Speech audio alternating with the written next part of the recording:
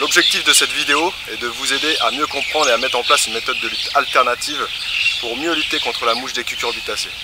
Le but étant de diminuer l'utilisation des intrants chimiques tout en restant productif et en préservant votre santé et celle du consommateur.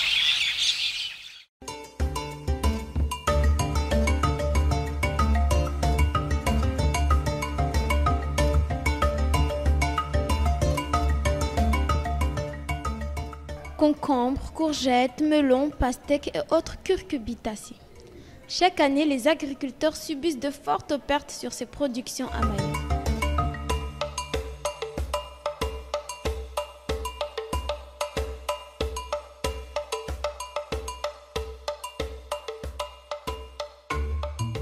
Je suis la principale cause de ces pertes car je pique dans les fruits et provoque la pourriture et donc la perte d'une grosse partie de la récolte.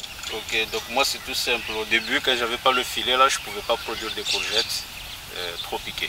Et avec le filet, maintenant, je peux récolter minimum 5 à 10 kilos par semaine, de récolte par semaine. La principale méthode de lutte employée par les agriculteurs contre la mouche consiste à traiter les cultures à l'aide de produits chimiques qui ont un effet toxique pour la santé de leur utilisateur, celui du consommateur final et sur l'environnement.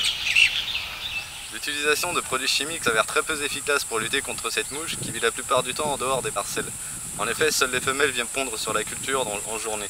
Le reste des mouches vivent en dehors de la parcelle sur d'autres plantes comme le maïs, où elles s'y reposent, s'y alimentent et s'y reproduisent.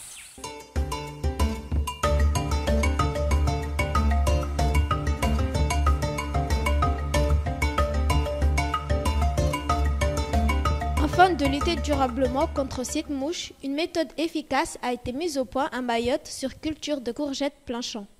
Premièrement, elle consiste à utiliser un filet pour empêcher les mouches femelles de venir pondre sur les fruits.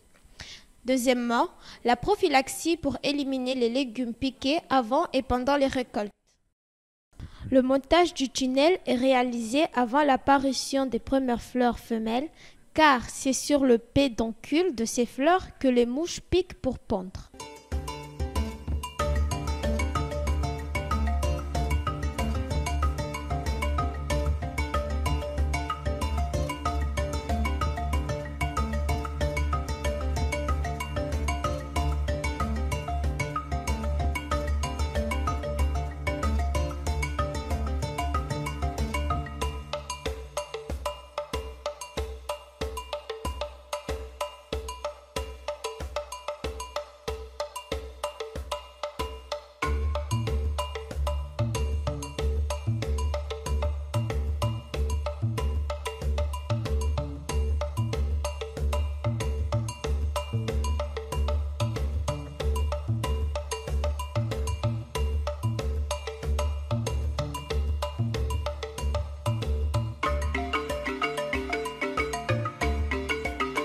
Une fois que le tunnel est réalisé, il faudra l'ouvrir le matin avant 9 h, réaliser les opérations de récolte, de pollinisation manuelle et d'arrosage. Attention, les mouches viennent pondre sur la parcelle en journée entre 9 h et 17 h environ. Pour polliniser manuellement, il faut prendre une fleur mâle, enlever le pétale, et frotter le pistil d'une fleur femelle que l'on distingue par la présence du jeune fruit. Cela consiste à un ramassage régulier des fruits piqués par les mouches et infestés par les asticots.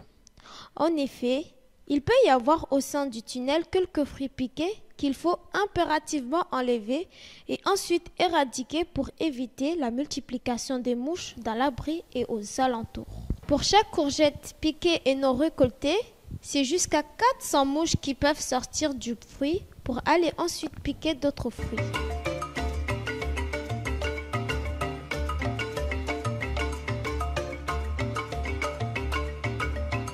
Premièrement, on peut donner les légumes aux animaux, volailles, cabris, vaches, etc. Ou jeter les fruits dans des contenants fermés, sacs plastiques, poubelles, etc.